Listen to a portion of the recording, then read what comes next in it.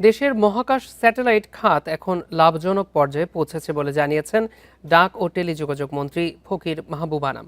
এ সময় তিনি আরও বলেন, স্যাটেলাইট সেবা থেকে এখন পর্যন্ত সরকারের মুনাফা হয়েছে ৩৮,৩৫,০০,০০০ টাকা।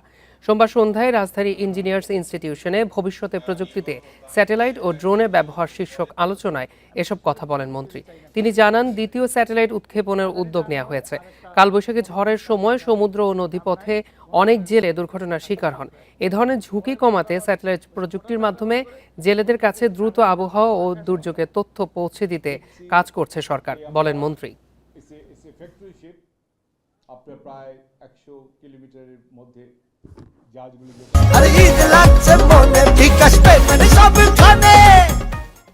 আমরা ২০১৮ সালে বাংলাদেশে মহাকাশ নিজস্ব স্যাটেলাইট পরিচালনাকারী ৫৭তম দেশ হয়েছে।